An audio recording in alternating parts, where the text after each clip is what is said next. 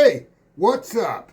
You're back to Read About Knives. Glad you came back and joined us again. We have an interesting one tonight to talk about. Hunting knives is kind of a really strange phrase. And it being in the knife business and talking to customers about knives all the time, and they're looking for a hunting knife. And I often think about that, and I don't know that a hunting knife is actually the right term for what they're using. Let me talk about that just a little bit. You know, back in the days, back in the old days of the pioneers, of the people that were settling the West and so forth, they carried hunting knives. They were generally carrying a knife that was made by Green River or I. Wilson, and it was the big scalper type knife that we all see nowadays and think about nowadays. In reality, they were very much butcher knives, which made sense for them because that was what they were doing. They were butchering game. You'd shoot a deer, or you'd shoot an elk, or you'd get a beaver, you'd trap a beaver, or you would get a buffalo, and you really were butchering that animal. You were taking it apart. They were taking off the skins. They were keeping the pelts separately because they used the pelts for other things. Often they ate the meat. Not too many guys were skinning seagulls because, seagull meat, if you've ever eaten it, is absolutely horrible. I would not recommend it. There's no recipe. It's kind of like trying to eat a clay pigeon. No matter how much you boil it, it still tastes like pitch. But, they're horrible. But they were using knives, and they were basically scalpers. They were hunting knives. They were butcher knives. And some were bigger and some were smaller. And that was a time where knives didn't go put into a sheath. Often they would use their scalper as a fighting knife as well for the few times where they would actually need it for that. Realize that knives are 99% tool and 1% weapon. You don't use it all that often. They didn't even back then. So those were hunting knives. They carried smaller models as time went on. They got to realize that things were like that. And smaller hunting knives became more of a thing.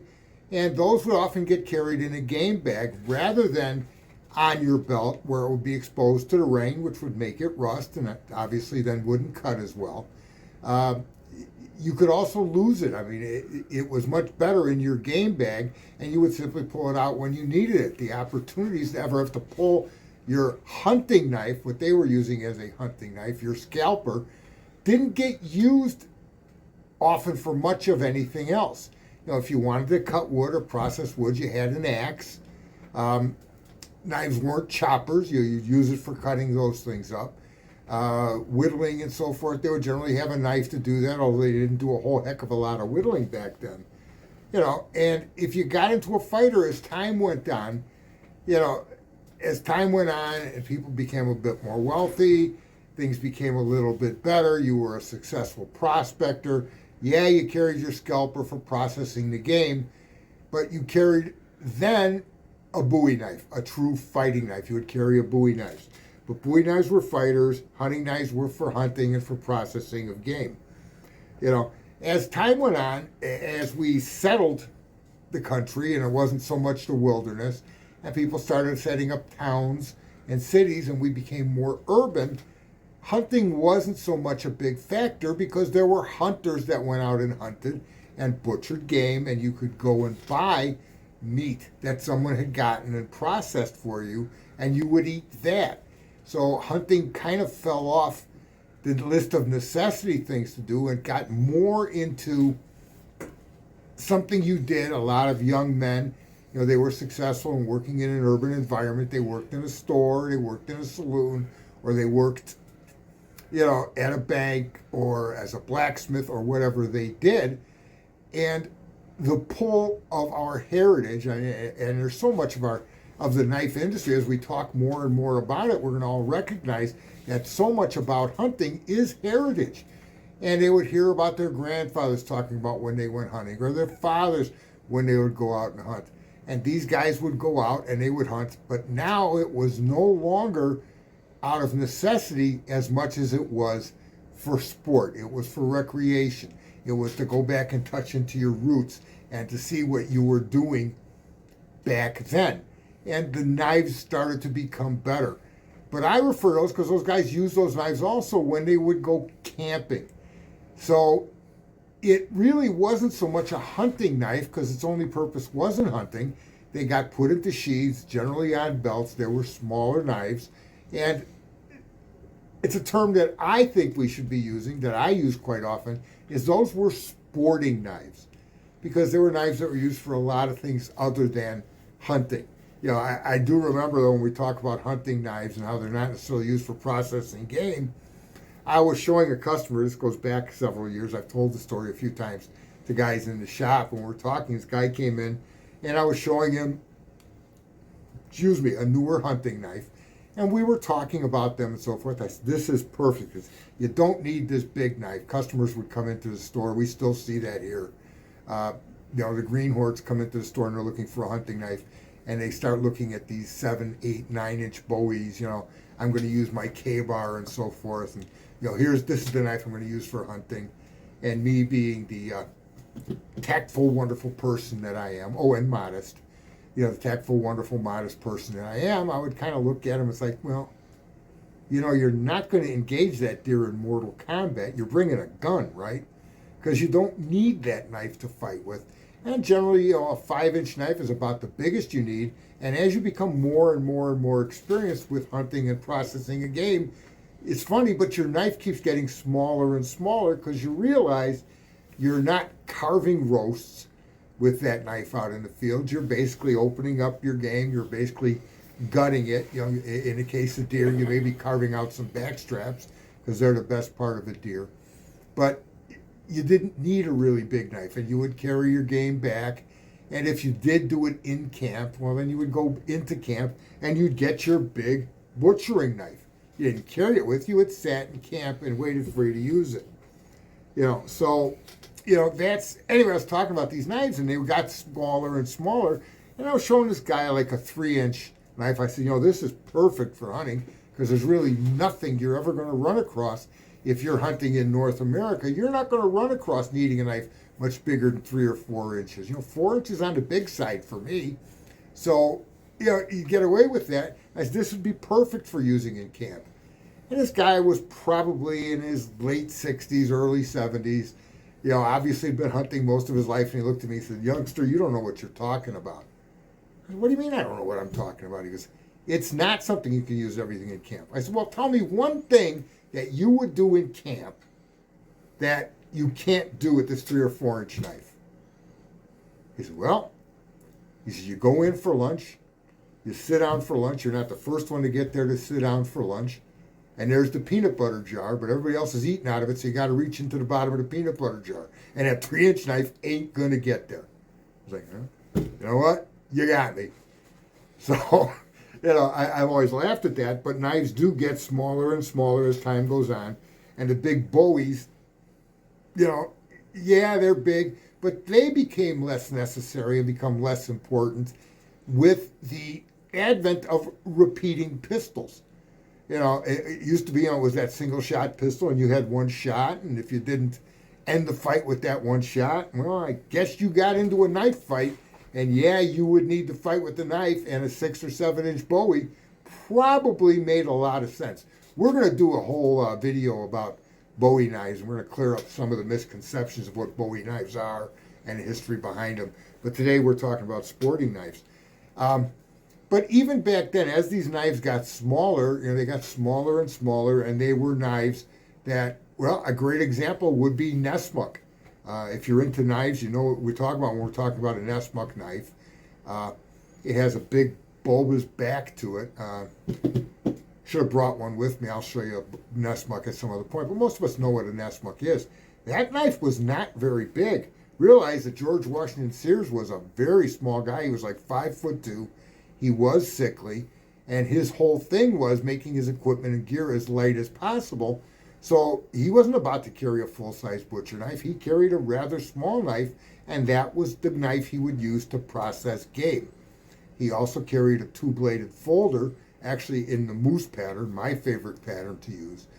And that was his knife that he would use. One of the blades had a very fine edge that was used to cut meat, and another edge that was more blunt. Generally, that would have been the spear point blade, and that would be used for working with wood, whittling, cutting notches for traps, things along those lines. And that was a relatively small knife setup, or camp setup, along with, he carried a double bit axe. I don't know that I would have carried a double bit axe, or that I do. I usually carry a single edged axe, but I'm not processing wood in the way that he did.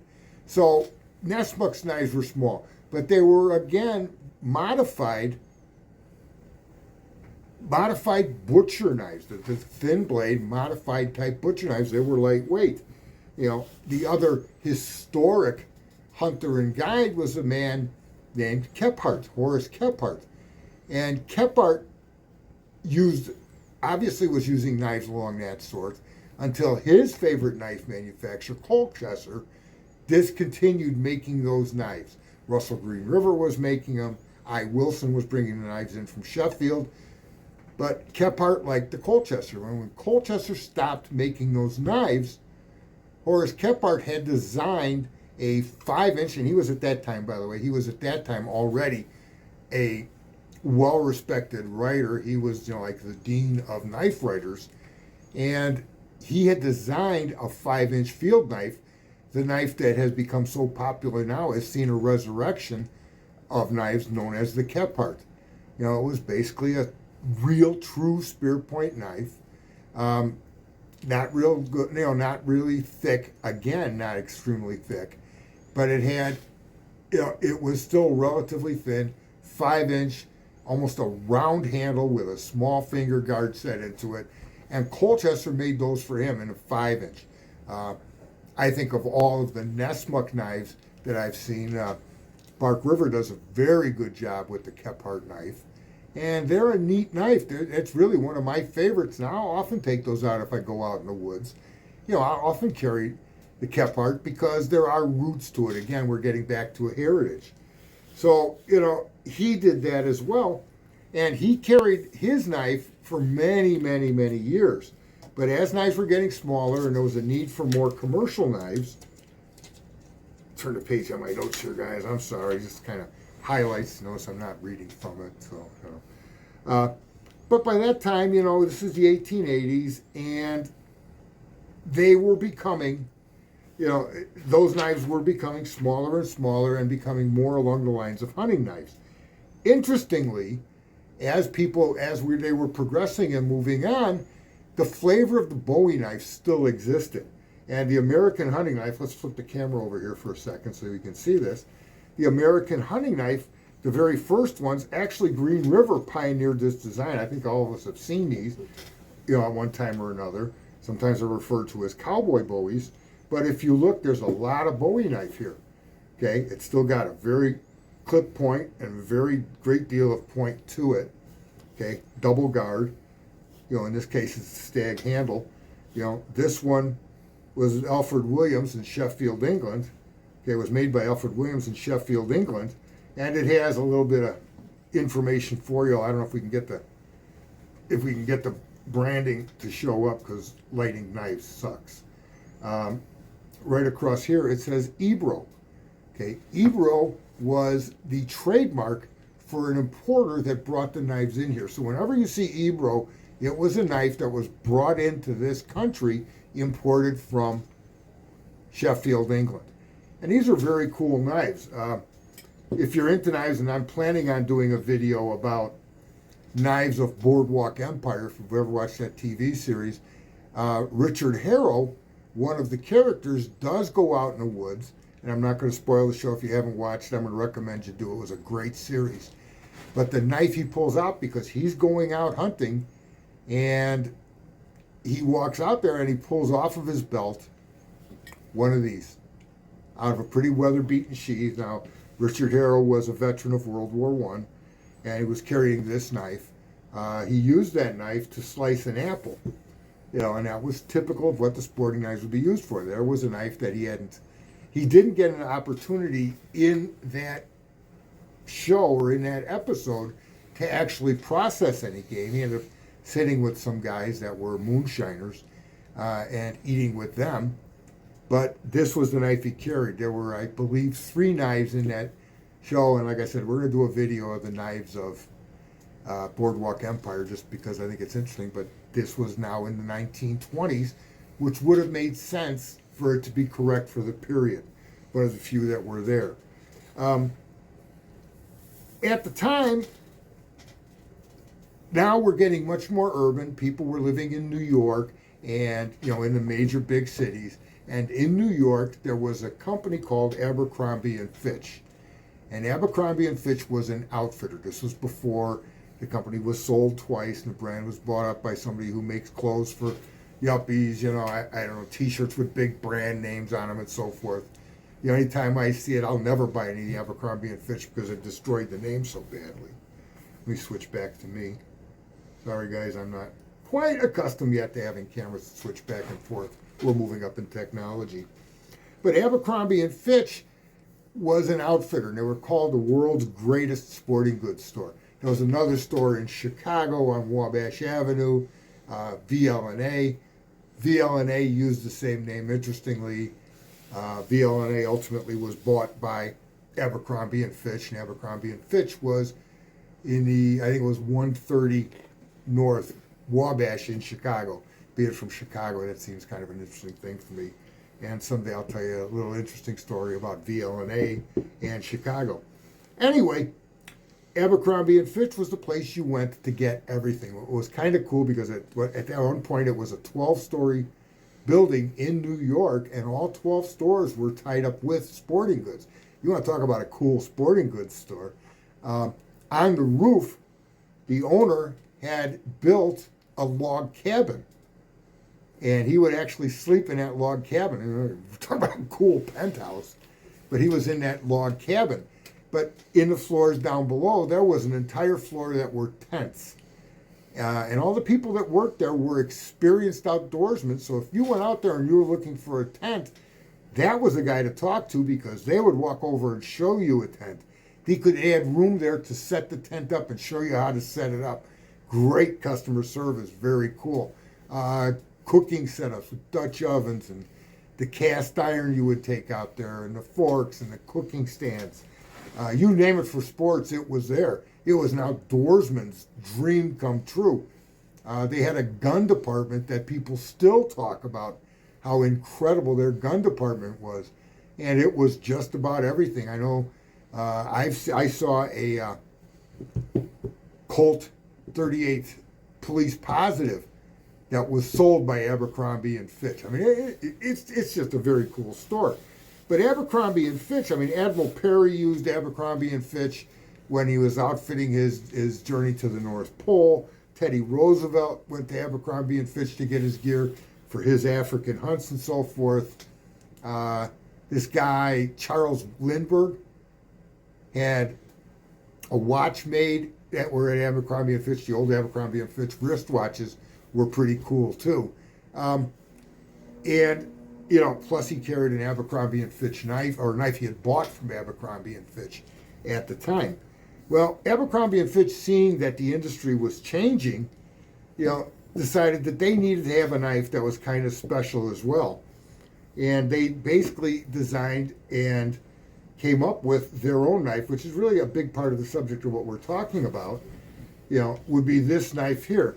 This is often referred to as an Abercrombie and Fitch knife. Now, if you look at the handle, this is a Thistle handle. This handle is ebony. You notice it's checkered on the sides. It's inlaid along the spine, and a handle of Thistle. If you're really into knives, you may recognize that handle shape as being very, very reminiscent of a Skeen Doo. So if you take the Skeen Doo handle and put it on a practical style blade, again, the Bowie style of blade with the clip point and a relatively thick spine, you would end up with what was called or known as the Abercrombie and Fitch knife. This came out in 1888 was when they were first sold, and it was a very popular knife, very popular handle design as well, because at that time there were an awful lot of people that started copying that. There's a few of them I had running around that I sold because people thought they were so cool. One of the bad parts about owning a knife store is that you got to remember your not a collector, you're in the business. So it's like a drunk owning a liquor store. And you just got to know that you can't do that. You can't own every knife. I hung on to this. I do have another one in the showcase as well. Generally, the Abercrombie and Fitch knives, the ones that are most valuable, are the ones that actually say Abercrombie and Fitch along the side of the blade. This one doesn't, but it is marked Russell Green River on the obverse side. I don't know if we can pick that up in the camera or not. If you can't, sorry, but you'll see where this one says Russell Green River to mark them off. But these were only made for a relatively short period of time, from 1888 up until about 1910, when the market had died off. This one's neat because I also have the original sheath to go with it. These were the old tube-style sheaths. I don't know if you can see it, but there's very fine stitching along the back here. The loop was sewn on. It has since given up the ghost. Actually, the rest of the loop is there, but its attachment has torn through. These are difficult, unusual to find because they are fragile, and if you're not careful shoving the knife in the sheath, these get cut real easily. A lot of serious hunters and serious outdoorsmen generally put these sheaths, either threw them away or put them away, and would have a real sheath made to do that. The popularity of these knives, and again, we're talking about a very basic 1095. Interesting, many of them, even at that point, would have had a convex edge because it was still, that was the way to make knives. The double grinders to make the V grind really hadn't come into strength at that point. What's funny is, or what's sad is that this style, the Abercrombie and Fitch knife, also referred to as the Thistle handle knife, the Thistle handle knife died off in popularity, along with knives similar to that, died off in popularity and started to see the death knell happening in 1898. Before I mention it, let's find out what we can do with somebody who maybe knows this stuff. So in the comments, before I say anything, so no fair cheating and posting it on there after you watch the rest of the video to find out. But anybody here know what knife really started the death knell for the Thistle handle and that style of knife as hunting knives? Because it was there, it existed, and it's a big part of our history.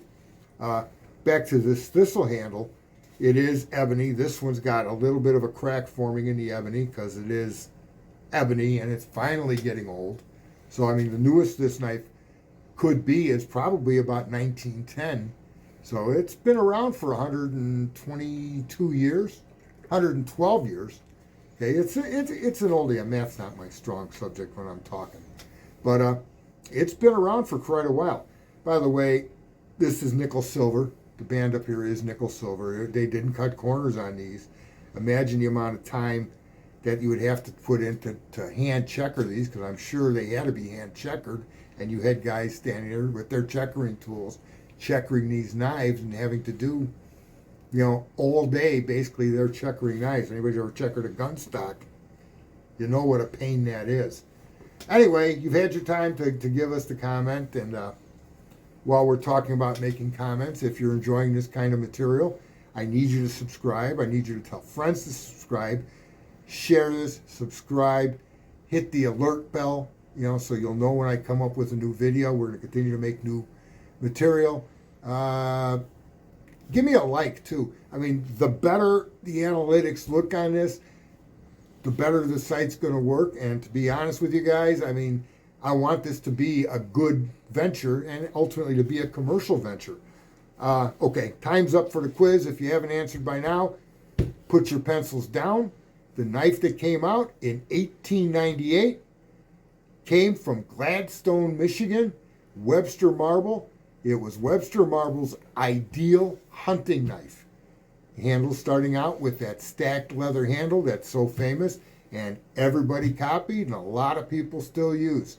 So, this was the knife that was killed off by the Marble's ideal hunting knife, the Abercrombie and Fitch knife, and then the Marble special, the Marble's ideal hunting knife. These were pretty cool, but again, I believe these aren't hunting knives as much as they are sporting knives. Break out them old ones if you have them. You know, get those knives out and use them. Don't use the old sheaths. I mean, that's a sure way. I mean, I have guys come into the store now and they've got grandpa's or great grandpa's marbles knife, and it's got the original sheath, and they'll ask me to sharpen it, and I'll break it out and sharpen it, and they're going to carry it. It's like, well, while you're here, buy a sheath. Don't carry it in that original sheath. Well, it's in good shape. Well, yeah, it's in good shape, but you take it out and start working with it and beating on it, the sheath's going to fail, and not only are you going to lose the sheath, but you're going to lose that knife someplace too. Get yourself a good new sheath. Take those knives out and use them. That's really what they were made for. That pretty much covers the material I had for today. I hope you enjoyed it. Again, give me a like, give me a share. If you haven't yet subscribed, get off your butt and subscribe. We need you to do it. Other than that, I will see you next time. Thanks for joining me.